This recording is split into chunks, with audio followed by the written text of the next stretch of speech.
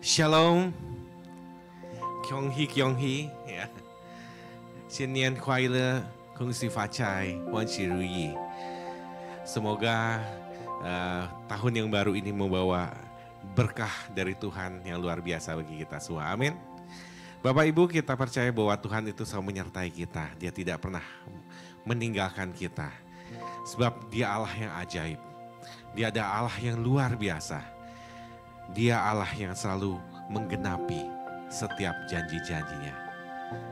Terima kasih Bapa, terima kasih Yesus untuk kebaikan-Mu, untuk kasih setia-Mu di dalam hidup kami.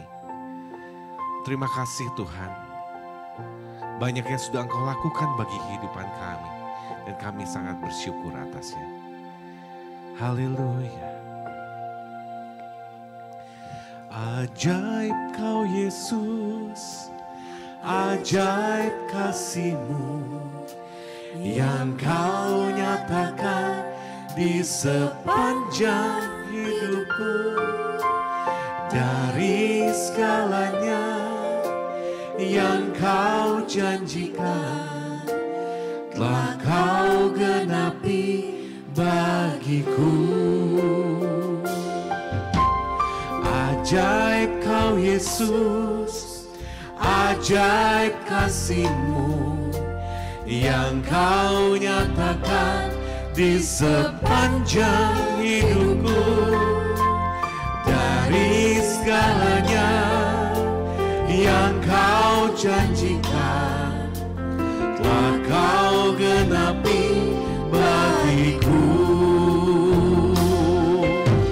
Banyaklah yang telah Kau buat dalam hidupku.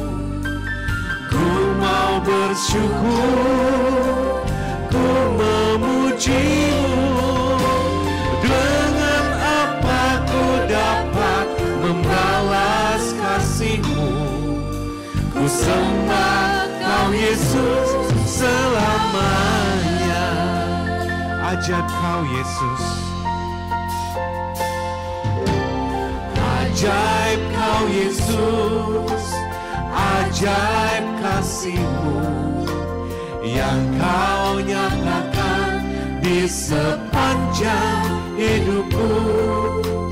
Dari segalanya yang Kau janjikan telah Kau genapi bagiku. Banyaklah yang telah Kau buat dalam hidupku. Ku mau bersyukur, ku memuji-Mu. Dengan apa ku dapat membalas kasih-Mu? Ku sembah Kau Yesus selamanya. Banyaklah yang telah Kau buat dalam hidupku. Ku mau bersyukur, ku memuji-Mu. Dengan apa ku dapat membalas kasih-Mu? Ku sembah Kau Yesus selamanya. Mari jemaat Tuhan kita bangkit berdiri. Kita katakan ajaib Kau Yesus. Ajaib Kau Yesus, ajaib kasih-Mu yang Kau nyatakan di sepanjang hidupku. Dari segalanya yang Kau janjikan telah Kau genapi bagiku. Ajaib Kau Yesus, ajaib Kau Yesus, ajaib kasih-Mu yang Kau nyatakan di sepanjang hidupku. Dari segalanya yang Kau janjikan telah Kau genapi bagiku. Banyaklah yang telah Kau buat dalam hidupku. Ku mau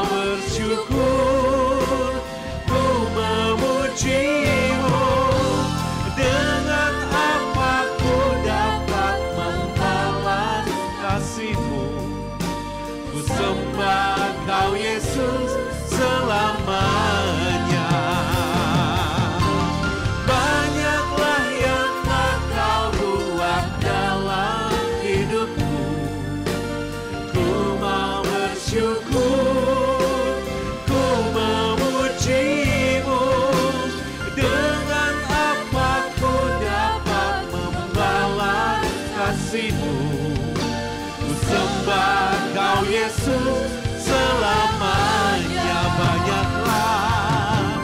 Banyaklah yang telah Kau buat dalam hidupku, ku mau bersyukur, ku memuji-Mu.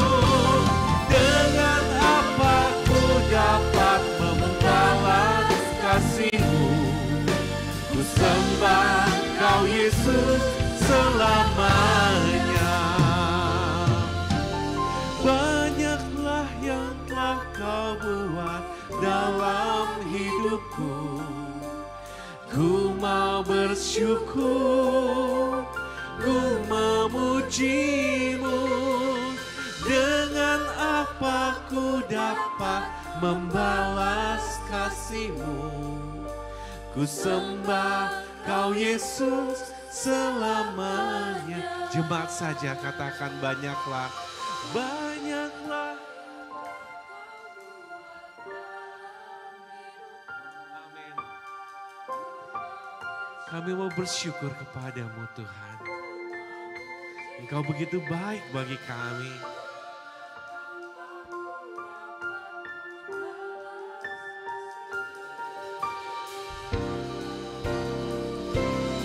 Selamanya banyaklah yang telah Kau buat dalam hidupku, ku mau bersyukur, ku memuji-Mu.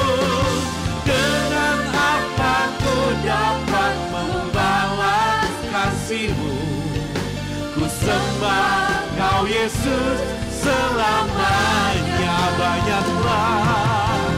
Banyaklah yang telah Kau buat dalam hidupku, ku mau bersyukur, ku memuji-Mu.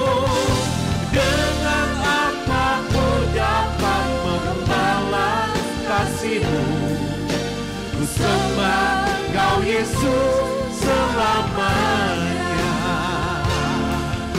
Ku sembah Kau Yesus selamanya.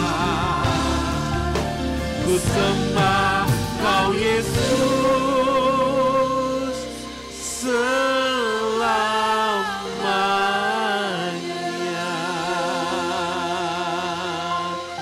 Haleluya. Kami mau bersyukur kepada-Mu Tuhan. Banyaklah yang telah Kau buat di dalam hidupku, aku mau bersyukur kepada-Mu. Haleluya, haleluya. Ku mau meninggikan-Mu. Kami bersyukur buat kasih-Mu, buat penyertaan-Mu di dalam hidup kami. Terima kasih ya Allahku, Kau kekasih jiwaku. Engkau Allah yang baik, Engkau adalah Bapa-Ku. Kau jadikanku anak-Mu, jadikanku biji mata-Mu. Terima kasih Tuhan. Haleluya, haleluya, haleluya.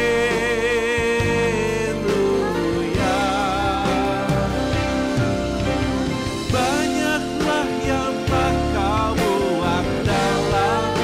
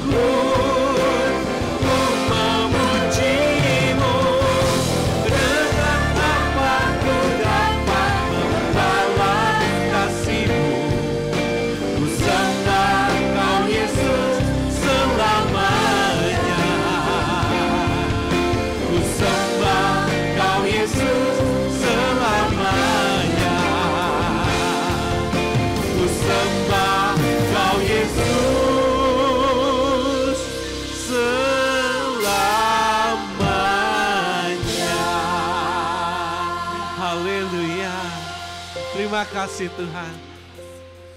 Kami bersyukur kepadamu, Engkau Allah yang begitu baik. Terima kasih untuk penyertaan-Mu di dalam hidup kami. Terima kasih Tuhan, Engkau yang tidak pernah meninggalkan kami. Terima kasih Tuhan untuk setiap jalan keluar yang telah Engkau berikan, Engkau nyatakan bagi kami. Terima kasih Tuhan, mungkin tahun lalu kami merasakan begitu banyak hal-hal yang belum selesai. Tapi kami percaya Tuhan tahun ini Engkau akan menolong kami untuk menyelesaikan semuanya. Sebab Engkau Allah yang setia, yang tidak pernah meninggalkan kami. Terima kasih Bapa, dan saat ini oleh karena itu kami akan beribadah kepadamu pada hari ini. Kami mau menikmati kehadiran-Mu. Kami mau merasakan betapa cinta-Mu begitu besar bagi kami. Terima kasih Bapa, terpujilah nama-Mu. Di dalam nama Tuhan Yesus Kristus kami berdoa, haleluya. Amin, haleluya. Kita kasih Kyonghi kanan kiri, Bapak Ibu, Gong Si Fa Chai, Xin Nian Kuai Le, Wan Xi Ru Yi. Haleluya. Kita hari ini mengadakan ibadah spesial Imlek, makanya penampilan kita agak sedikit berbeda hari ini. Tetapi kita yakin hari ini kita sama-sama akan memuji Tuhan dengan cara yang berbeda. Amin. Kita percaya bahwa Tuhan memberikan nyanyian baru kepada kita untuk memuji-muji Allah kita.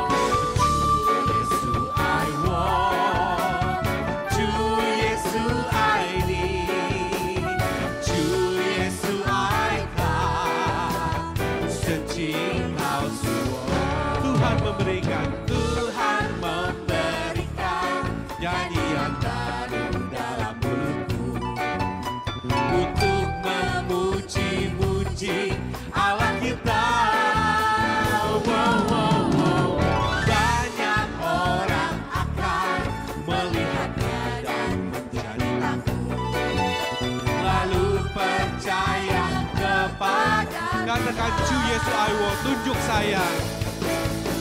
Ju Yesus Aiwo, tunjuk sebelahnya. Ju Yesus Aini, Ju Yesus Aika, Senji Hao Suo. Ju Yesus Aiwo, Ju Yesus Aini, Ju Yesus Aika. Yesus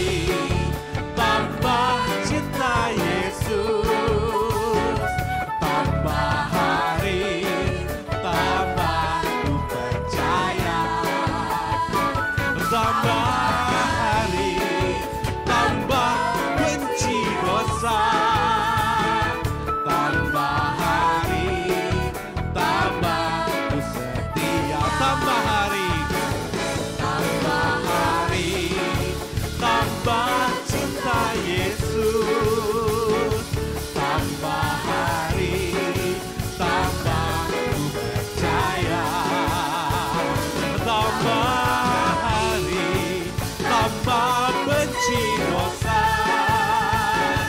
Tambah hari, tambah ku setia. Tambah ku setia. Tambah ku setia. Amin, haleluya. Silakan dulu saudara sekalian.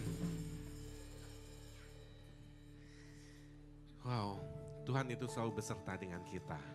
Ya, orang bilang, oh tahun ini tahun naga, ciongnya sama show ini. Tapi kita percaya di dalam Tuhan gak ada ciong, amin.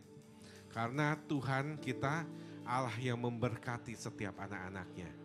Maka kita percaya tahun ini kita akan bersama-sama dengan Tuhan untuk mengatasi setiap masalah di dalam kehidupan kita. Sebab Dia Allah Immanuel yang selalu beserta dengan kita. Setiap musim berlalu, tidak pernah Tuhan biarkan kita sendiri. Terima kasih Bapa. Terima kasih buat penyertaan. Engkau ada bersamaku di setiap musim hidupku. Tak pernah kau biarkan ku sendiri.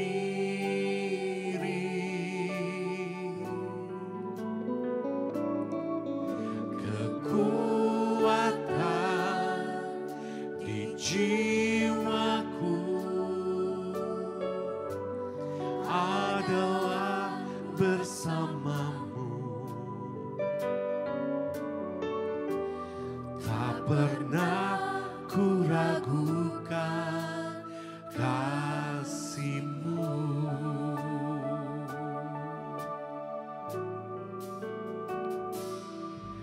Engkau ada bersamaku di setiap musim hidupku. Tak pernah kau biarkan ku sendiri.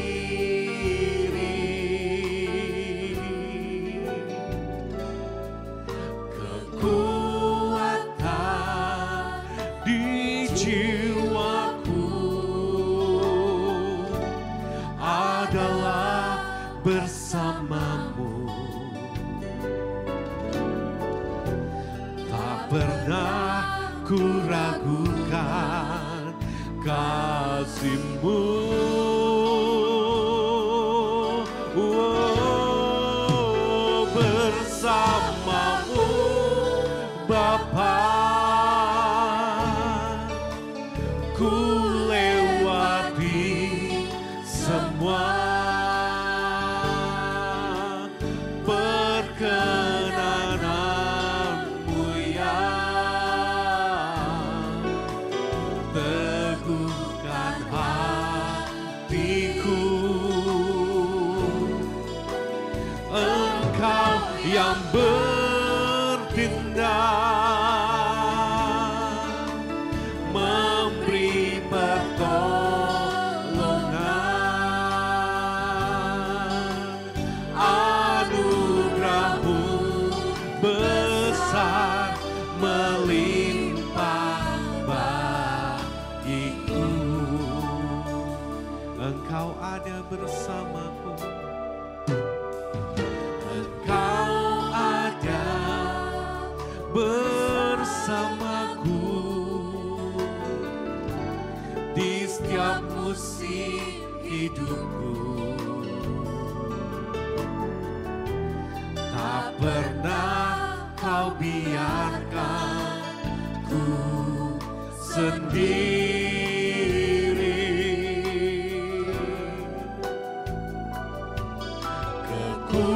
Kekuatan di jiwaku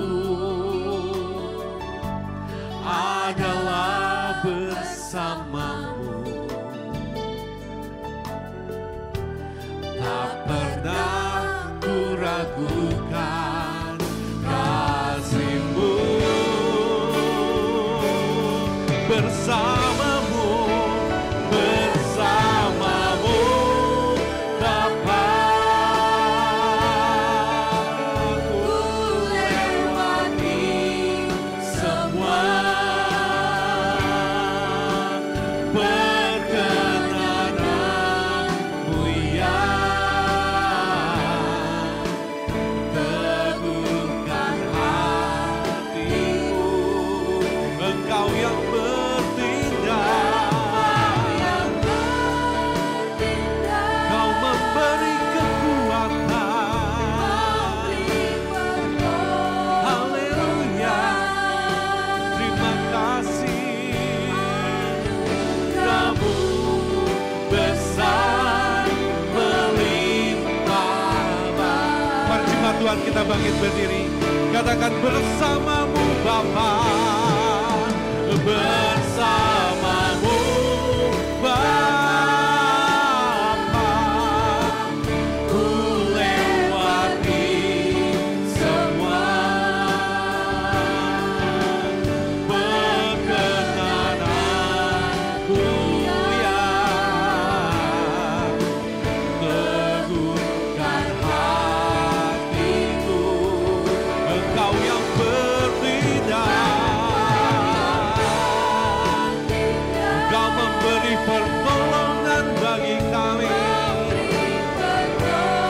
Haleluya, anugerah-Mu besar melimpah bagiku. Bersamamu Bapa, bersamamu Bapa. Ku lewati semua perkenananmu ya, teguhkan hatiku. Engkau yang bertindak, memberi pertolongan.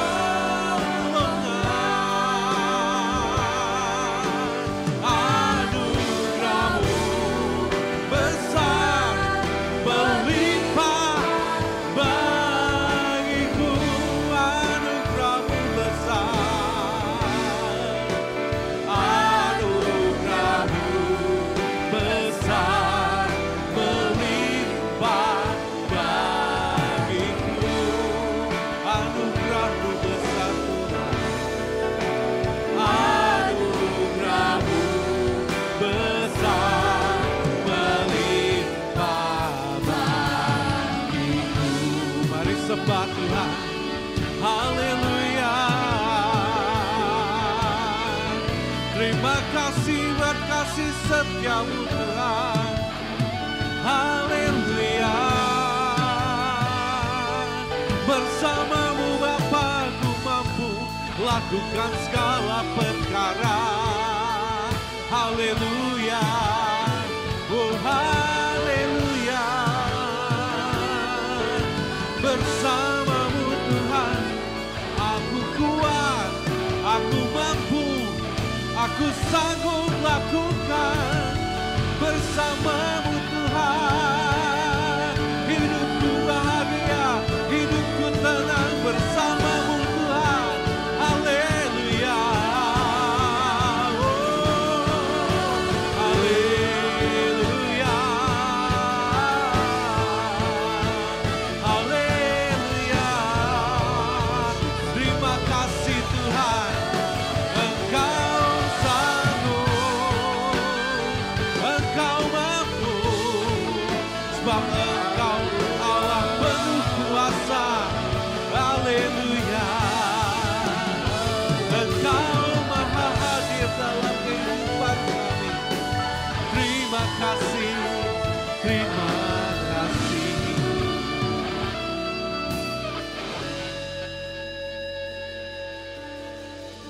Terima kasih karena selalu menyertai kami Tuhan.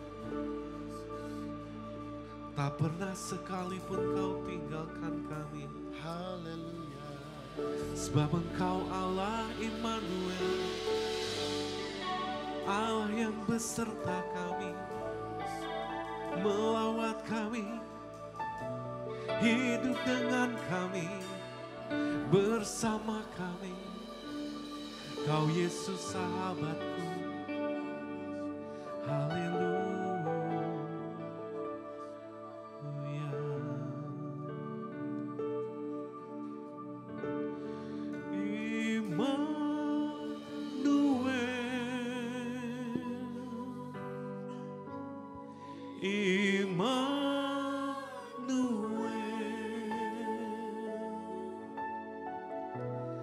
Namanya disebut Immanuel,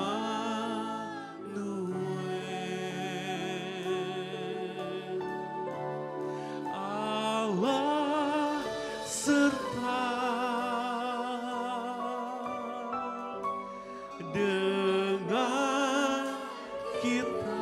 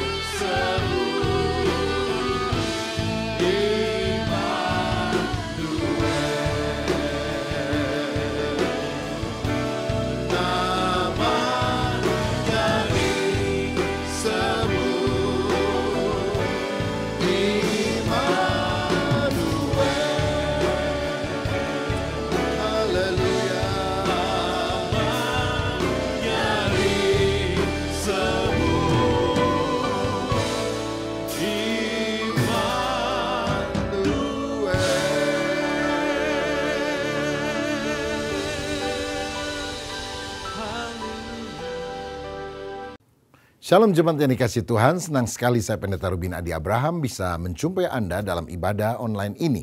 Hari ini saya akan menyampaikan firman dengan judul Perlengkapan Senjata Allah.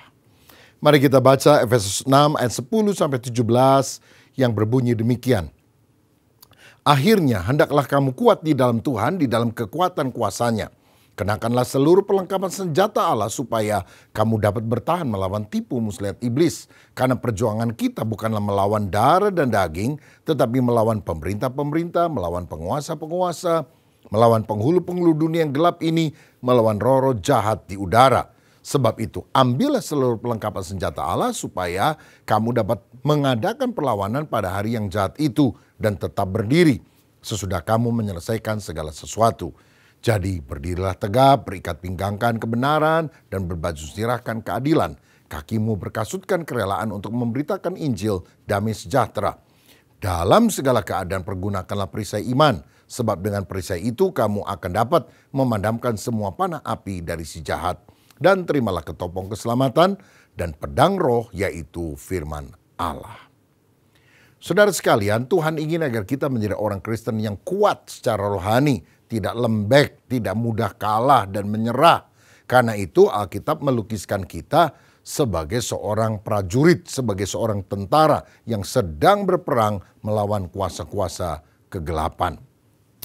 Dunia ini memang bukan taman untuk bermain, tetapi dunia ini juga merupakan medan untuk kita berjuang. Tetapi kita harus sadar bahwa lawan atau musuh kita bukan darah dan daging. Artinya, mertua saudara bukan musuhmu, tetanggamu, teman sekantormu bukan musuhmu. Musuhmu adalah si iblis yang berusaha untuk menghancurkan kehidupan kita. Dan kita perlu tahu kerajaan iblis itu terorganisir secara rapi. Iblis itu tidak maha hadir, tetapi dia menyebarkan anak buahnya ke seluruh bumi ini. Sehingga ada yang menyebutnya sebagai penguasa teritorial. Misalnya iblis yang menguasai di Bali itu beda dengan iblis yang menguasai di Jawa misalnya ya. Ya mungkin di sana disebut leak, di Jawa disebut apa? Kuntilanak, sundel bolong begitu. Kalau di Amerika lebih keren, pakai jas ya. Dracula, Mr. Frankenstein misalnya. Tetapi semua roh-roh jahat itu tunduk kepada yang paling tinggi, yaitu si Lucifer tersebut. Nah, untuk menjatuhkan manusia, kalau dia datang dengan cara yang menyeramkan, orang kabur semua. Tapi dia melakukan tipu muslihat.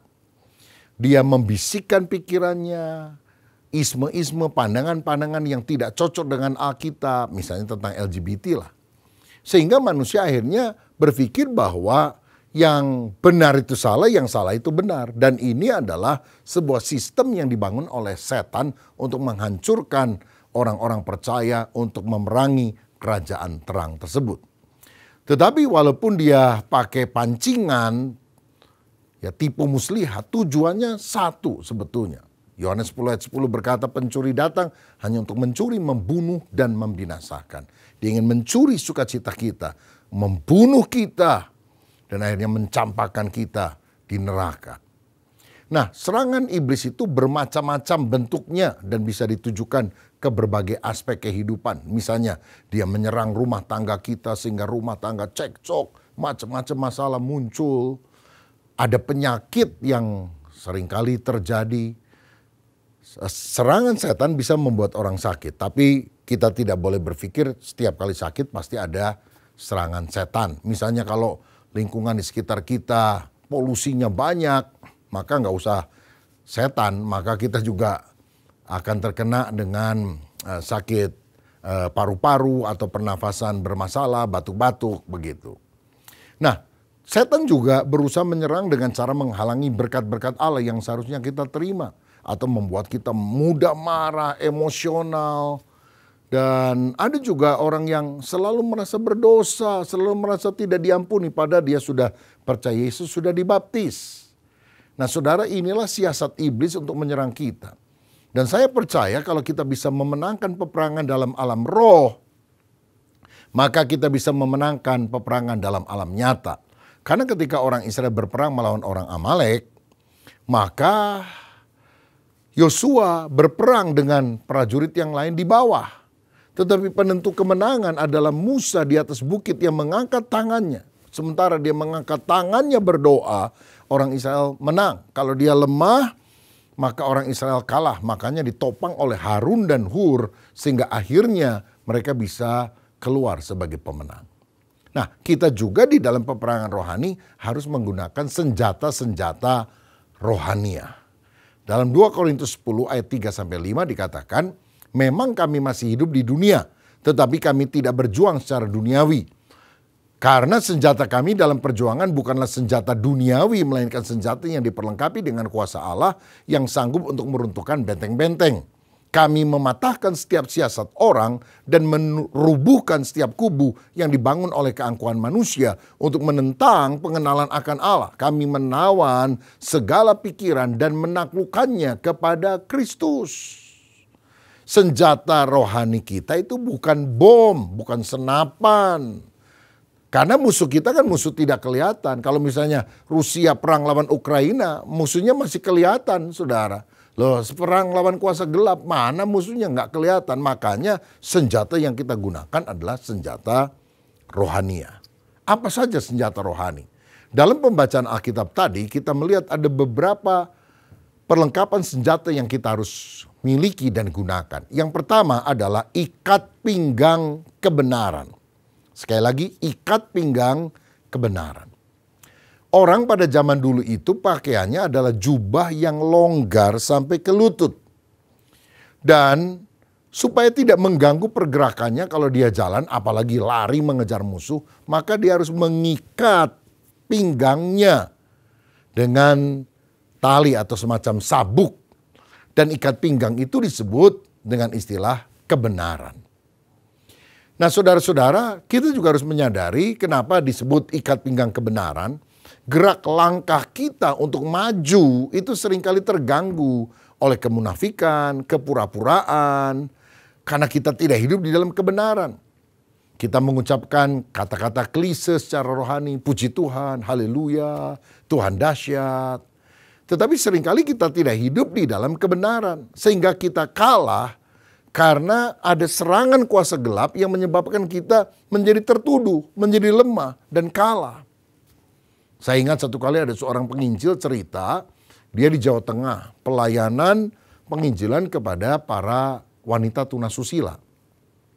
Dan setelah sekian waktu, mereka mulai bisa menyadarkan bahwa apa yang mereka lakukan tidak baik. Mereka juga kasih kursus keriting rambut misalnya, kursus menjahit dan sebagainya. Dan wanita-wanita ini mulai berupaya meninggalkan profesi haramnya dan menjadi orang baik-baik. Lalu Injil diberitakan, mereka diajak ke gereja. Aduh, pertama nggak ada yang mau, merasa diri najis, tidak layak. Tapi akhirnya setelah dibujuk, mereka siap. Hari Minggu, satu mobil membawa mereka ke gereja. Dan pada waktu mereka mulai turun, langkah tertunduk, karena mereka sangat merasa tidak layak lah akan dirinya.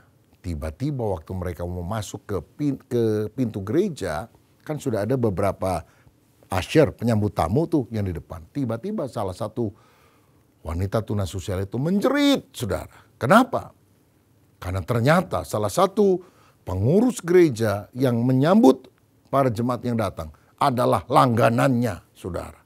Waduh, rusak seluruh pelayanan yang ada dilakukan selama ini kepada kompleks tersebut. Nah, makanya kita ini kalau mau menjadi orang Kristen sejati, menjadi saksi, ya harus hidup dalam kebenaran supaya kesaksian kita juga tidak rusak karena hal-hal yang seperti tadi. Dan saya percaya bahwa yang bisa menyucikan kita hanya darah Yesus Kristus. Kalau kita berkata, Tuhan, aku orang berdosa, ampuni aku, sucikan dengan darah-Mu, maka Tuhan menyucikan segala dosa kita dan kita menjadi orang benar. Saya teringat Martin Luther, seorang reformator gereja, satu kali mimpi. Dalam mimpinya itu setan datang membawa daftar dosanya dari kecil sampai sekarang. Dan waktu dia baca daftar dosanya itu benar. Waduh, iya saya ingat ya, aduh saya melakukan ini. Waduh, dia jadi tertekan, saudara. Tapi tiba-tiba dia ingat. Dia bilang, darah Yesus telah menyucikan aku dari segala dosa yang pernah aku perbuat. Dia ambil darah Yesus, dia siramkan kepada daftar dosa itu. Setan dan daftar dosanya hilang dari mimpinya. Keesokan harinya waktu dia bangun, dia sadar bahwa tembok kamarnya itu ada tinta berwarna merah. Rupanya yang dia ambil malam itu bukan dari Yesus, tapi tinta merah. Konon kabarnya dia tidak segera membersihkan warna merah itu. Hanya untuk mengingatkan bahwa darah Yesus telah menebus dan memberikan kemenangan. Biar Tuhan membenarkan kita dengan darahnya. Yang kedua, baju zirah keadilan. Baju zirah itu adalah rompi logam untuk melindungi dada dan jantung hati kita. Nah, kita berkata, Amsal 4 ayat 23, jagalah hatimu dengan segala kewaspadaan, karena dari situlah terpancar kehidupan. Setan itu suka menyerang bagian hati kita, makanya harus dijaga dengan baju zirah. Nah, dalam 1 Tesalonika 5 ayat 8, firman berkata, tetapi kita yang adalah orang-orang siang, baiklah kita sadar, berbaju zirahkan iman dan kasih, dan berkotopongkan pengharapan keselamatan. Kenapa disebut baju zirah iman dan kasih? Karena iman bila kita memiliki dengan kuat, maka dia akan mengalahkan ketakutan atau kekhawatiran. Saudara-saudara, makanya ketika kekhawatiran mengetuk pintu hatimu, suruh iman maju untuk membuka pintu itu. Dan ketika melihat iman ada di dalam hati kita, kabur tuh ketakutan, kekhawatiran. Di dalam segala tantangan, kesulitan apapun, percayalah, berimanlah kepada Bapa Sorgawi. Dia tetap duduk di atas tahta. Dia memegang pemerintahan atas hidup saudara. Dan dia akan memberikan kemenangan kepada kita. Apapun masalahmu hari ini, percaya. Tidak dia mustahil bagi Allah, tidak dia mustahil bagi orang percaya. 1 Petrus 5 ayat 7 berkata, serahkanlah segala kekhawatiranmu kepadanya, sebab ia yang memelihara kamu. Saudara sekalian, Tuhan janji memeliharakan kita.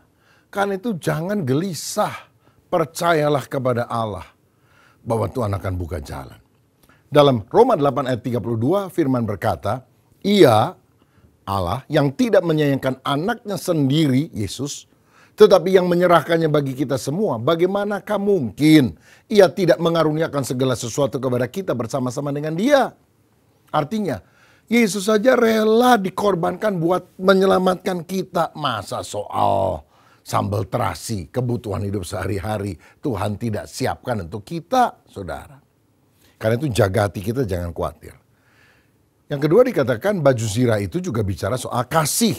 Kenapa? Setan seringkali menyerang hati kita dengan menabur benih kebencian.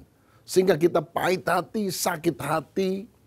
Tetapi kalau kita selalu menjaga hati kita, maka kita akan berespon positif seperti Yesus. Yang walaupun orang berteriak, salibkan dia. Dia bilang, Bapa ampunilah mereka, karena mereka tidak tahu apa yang mereka perbuat. Membalas yang jahat dengan yang baik, itu adalah sesuatu yang bisa membuat kebencian sirna dari hati kita, dan kasih itu yang menang dalam hidup kita. Saya pernah ke Berlin dan melihat ada tembok yang pernah memisahkan Jerman Barat dan Jerman Timur. Menurut kisahnya, pada waktu mereka masih belum bersatu, orang-orang Jerman Timur, blok komunis itu suka lemparin sampah ke Jerman Barat. Orang Barat jengkel mau balas lempar sampah. Tapi seorang bilang, jangan balas lempar sampah. Karena yang dari timur itu melempar apa yang mereka punya, sampah. Kita kan punya yang lebih bagus. Punya makanan, punya pakaian. Jadi tiap kali mereka lempar hal yang buruk, dibalas dengan lempar yang baik. Lama-lama Jermannya bersatu, saudara.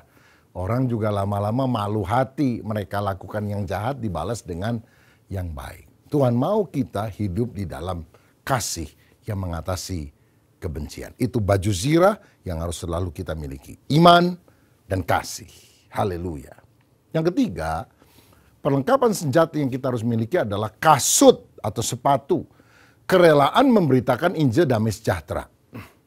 Kasut adalah sandal kulit yang diikat dengan tali ke kaki sampai setengah betis. Dan ini membuat kita bisa bergerak lebih cepat untuk menempuh jarak yang lebih jauh. Karena pada waktu itu kan bukan jalan aspal, tapi jalan yang berbatu-batu atau bahkan padang pasir, saudara. Nah, saudara tahu aturan perang zaman dulu, tentara kalau lagi tidur tidak boleh melepaskan sepatunya. Sebab kalau tiba-tiba diserbu oleh musuh, maka mereka tidak bingung-bingung cari sepatu dulu. Mereka sudah siap untuk menghadapi musuh tersebut. Kapan saja ready. Nah, kita juga harus menggunakan kasut kerelaan memberitakan Injil damai sejahtera.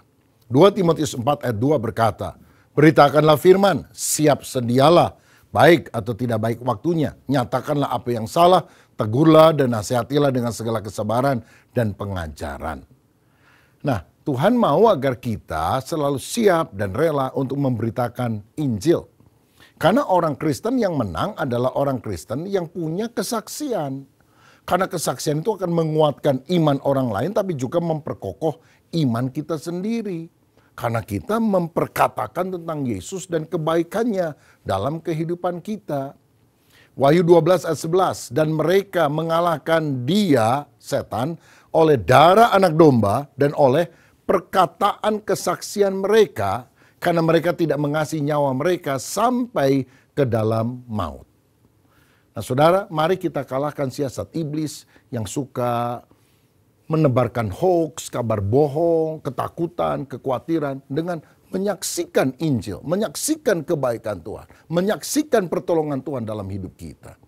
Daripada mulut kita dipakai untuk ngomongin orang, ngejelekin orang, mengucapkan kata-kata yang menimbulkan kepahitan hati, karena mungkin saudara BSH, barisan sakit hati, maka lebih baik hati kita dibersihkan karena kita mengenakan baju sirah iman dan kasih, lalu mengenakan kasut kerelaan memberitakan Injil. Ayo kita jadi saksi supaya pekerjaan iblis dipatahkan dan jiwa-jiwa bisa kita rebut untuk kemuliaan nama Tuhan.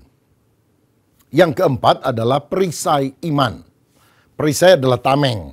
Tameng yang besar untuk melindungi kita dari panah api dari si jahat.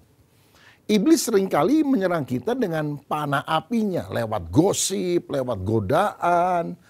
Alkitab bilang lawan dia dengan iman yang teguh. 1 Petrus 5 ayat 8 berkata, sadarlah dan berjaga-jagalah, lawanmu si iblis berjalan keliling sama seperti singa yang mengaum-ngaum dan mencari orang yang dapat ditelannya. Nah, saudara-saudara, karena itu lawan dengan tameng yang membuat si iblis itu lari daripada kita. Makanya saudara sekalian, kita jangan membiarkan hati kita tidak dilindungi oleh iman yang adalah perisai. Kalau hati kita nggak ada imannya, wah setan menyerang kita. Tetapi apapun masalah yang datang, tutup pintu hati kita dengan perisai iman dan kita akan mengalahkan kuasa si jahat. Yang kelima, ketopong keselamatan. Ketopong adalah topi atau helm untuk melindungi kepala. Dan kita tahu itu bicara bahwa kita harus melindungi pikiran kita. Karena medan peperangan yang paling berat itu adalah dalam pikiran. Dosa direnungkan dalam pikiran dan akhirnya menjadi kenyataan. Kemenangan dalam pikiran akan menentukan kemenangan di dalam bidang-bidang yang lain. Nah, 1 Tesalonika 5 ayat 8 tadi berkata, kita harus berketopongkan pengharapan keselamatan. Pengharapan keselamatan. Apa itu pengharapan? Pengharapan adalah satu sikap yang dengan tenang menantikan satu hal yang baik yang akan terjadi berdasarkan janji-janji Allah di dalam Alkitab. Artinya kita bilang, walaupun saya belum lihat, saya optimis, saya yakin, saya pegang janji Tuhan. Ini pasti akan terjadi. Roma 8 ayat 28 berkata, kita tahu sekarang bahwa Allah turut bekerja di dalam segala sesuatu untuk mendatangkan kebaikan bagi setiap orang yang mengasihi Dia, yaitu bagi setiap orang yang terpanggil sesuai dengan rencana Allah. Ayo buang pikiran negatif, miliki pikiran Kristus. Marcus Aurelius, seorang kaisar Roma yang juga seorang filsuf, pernah berkata, kebahagiaanmu sangat tergantung dari kualitas pikiranmu. Kalau pikiran kita negatif, maka akibatnya itu akan mempengaruhi seluruh sel tubuh kita, maka kita cepat lemah, cepat sakit. Ayub pernah berkata, sebab yang kutakutkan itu yang mendatangi aku. Sebab apa yang kucemaskan itu yang menimpa aku. Jadi buang pikiran-pikiran negatif itu akan merugikan kita, saudara. Sebaliknya, semua yang benar, semua yang suci, semua yang kudus, yang mulia, yang sedap didengar, pikirkan semuanya itu. Jadi bagaimana kita bisa mengisi pikiran kita dengan hal yang baik? Baca firman setiap hari. Baca firman, firman akan menguatkan kita. Firman membuat pikiran kita yang kotor menjadi bersih. Dan hati kita yang penuh dengan racun-racun hati yang pahit dibersihkan oleh karena firman Tuhan. Dan yang keenam adalah pedang roh. Dan pedang roh adalah firman Allah. Kalau saudara perhatikan dengan seksama, senjata pertama sampai senjata kelima semuanya adalah untuk pertahanan diri, defensif. Tetapi hanya satu pedang roh adalah senjata yang sifatnya ofensif. Misalnya ketopong, itu kan untuk menahan ya. Kasut, itu juga kan supaya berperang. Apa kita gunakan untuk menyerang lawan? Helm dibuka, kasut, sepatu dibuka, dilemparin ke musuh kita. Kan nggak begitu, saudara. Tapi untuk menyerang itu adalah pedang roh. Saya percaya bahwa pertahanan yang terbaik adalah dengan cara yang menyerang. Kadang-kadang ada orang kesaksian, waduh setan menyerang saya babak belur, banyak banget masalah terjadi dalam kehidupan. Saudara, Yesus pernah bilang dalam Matius 16 ayat yang 18, dan aku pun berkata kepadamu, engkau adalah Petrus dan di atas batu karang ini, aku akan mendirikan jemaatku dan alam maut tidak akan menguasainya. Dalam terjemahan lain dikatakan pintu alam maut tidak akan bertahan. Loh, pintu itu kan tidak pernah menyerang kita. Kita yang menyerang pintu. Artinya kita yang harus menyerang si iblis. Perkatakan firman, perkatakan firman. Waktu tiap hari kita baca firman, memperkatakan firman, merenungkan firman, melakukan firman. Itu kuasa kegelapan mundur, ke kuasa kegelapan tersingkir, saudara. Coba lihat, waktu Yesus ada di padang gurun, dia digoda 3 kali oleh iblis. Tiap kali Yesus menang karena dia berkata, ada tertulis, manusia tidak hidup dari roti saja, tapi dari setiap firman yang keluar dari mulut Allah. Waktu dia digoda untuk menjatuhkan diri dari bait Allah, ada tertulis, jangan engkau mencobai Tuhan Allahmu. Waktu digoda supaya menyembah iblis, ada tertulis, hanya kepada Allah saja engkau harus berbakti. Makanya kalau saudara melihat iblis, dia itu suka meragukan kita dengan mengutip ayat yang salah. Dan ini yang kemudian dilakukan oleh para bidat. Ayatnya itu tafsirannya yang salah. Sehingga kemudian kok aneh, ayat yang sama yang saya pahami begini kok ini keliru. Itu setan berusaha untuk menyimpangkan. Nah, kita ucapkan firman dengan teguh. Jadi kalau misalnya ada orang yang jelek-jelekin saudara, lalu setan mulai bilang, hajar dia. Dia akan jelek-jelekan kamu. Jangan ikuti kuasa setan. Lawan dengan firman. Kita bilang, ada tertulis. Tapi kita mesti tahu apa yang tertulis. Kalau cuma ada tertulis, setan tanya, apa yang tertulis? Kita bingung, nggak tahu. Wah, digetok sama setan, saudara sekalian. Ya, ada tertulis. Apa yang tertulis? Kasihlah musuhmu. Berdoalah untuk orang yang menganiaya kamu. Setannya kabur, saudara. Jadi ini 6 selengkap senjata Allah yang menutupi bagian kepala sampai kaki kita, bagian dada kita, seluruhnya diprotek, dilindungi oleh selengkap senjata yang berasal dari Allah. Pertanyaan saya, ada satu bagian yang tidak terlindungi. Ya kan kita sudah mengenakan ya ikat pinggang kebenaran, kasut kerelaan memberitakan Injil, pedang roh, perisai iman, baju zirah, keadilan, ketopong keselamatan. Udah lengkap lah semuanya. Yang belum tertutup apa saudara? Punggung. Karena punggung itu tidak dilindungi oleh apapun. Sebab musuh di depan kan kita melawan dia. Nah, karena satu-satunya yang tidak terlindungi adalah punggung.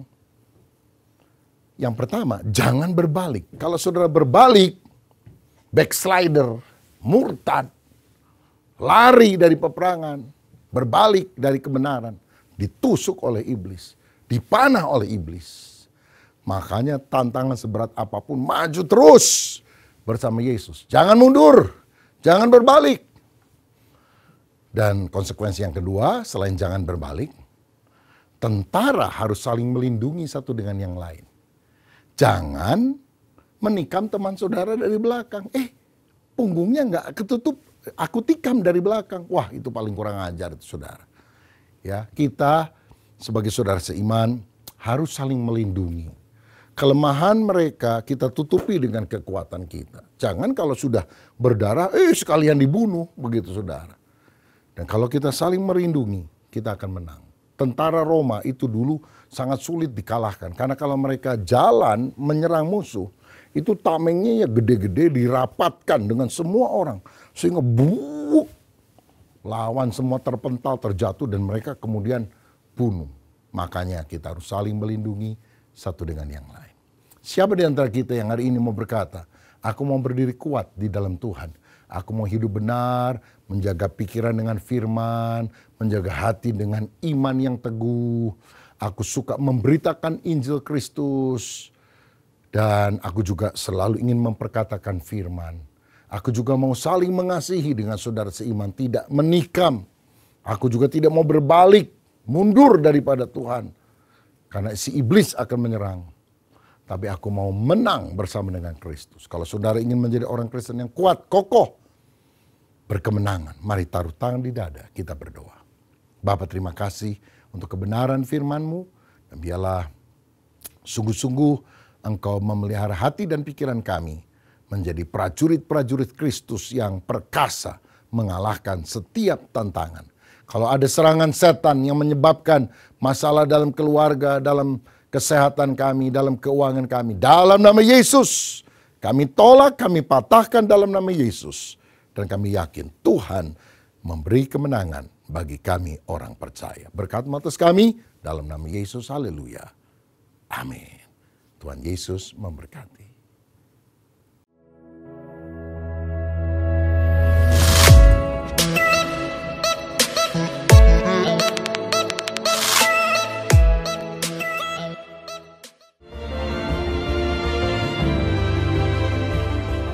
Shalom saudaraku, dalam kehidupan yang penuh dengan tantangan ini kita harus beriman kepada Tuhan. Tapi iman sejati harus diwujudkan di dalam tindakan. Seperti ketika Musa dan orang Israel dikejar oleh bangsa Mesir dan di depan mereka ada Laut Merah.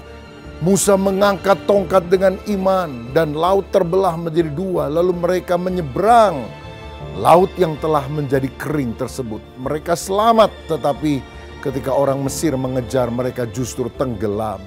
Saya percaya ketika kiri kanan, muka belakang tempatnya tidak ada jalan keluar, masih ada jalan ke atas. Berdoa kepada Allah dan Tuhan akan menyatakan mujizat. Miliki iman di hati, tapi take action, melangkah. Dan ketika engkau melangkah dengan percaya, mujizat Tuhan akan saudara alami. Tuhan memberkati. Dalam rangka memudahkan pembayaran persepuluhan, bersama ini diumumkan bahwa GBI Bethel telah membuka rekening khusus persepuluhan.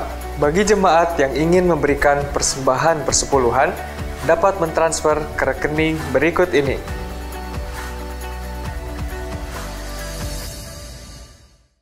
Shalom jemaat terkasih, selamat datang dalam ibadah hari ini. Bersama saya Andi Duha, berikut Bethel News Gereja kita selama seminggu ke depan. Ibadah Raya Onsite diadakan setiap hari Minggu pada pukul 8.30 dan 10.30 waktu Indonesia bagian Barat di Gereja Lantai 1. Ibadah online tayang setiap hari Minggu pukul 6 pagi di YouTube channel GBI Bethel Harapan Indah bersama Pendeta Dr. Rubin Adi Abraham. Berikut informasi seputar kegiatan doa dalam minggu ini. Menara doa online diadakan setiap hari Senin sampai Jumat pukul 6 pagi via Zoom. Yang menopangku, ku pandang wajah. Jemaat Tuhan, mari hadiri Worship Night yang diadakan pada hari Jumat tanggal 23 Februari pada pukul 7 malam bertempat di Gereja Lantai 1. Dalam Worship Night ini, kita akan menyembah Tuhan bersama yang dilayani oleh Marlon Bolung. lepaskan. Oh, Kaulah harapan. Mari sama-sama sekali lagi ku pandang.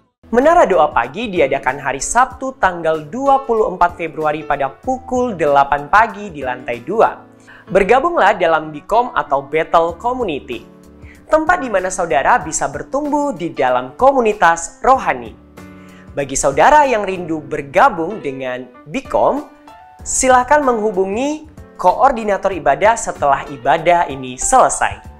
Komsel Dewasa Muda diadakan pada hari Sabtu 24 Februari pada pukul 17.30 WIB di lantai 2.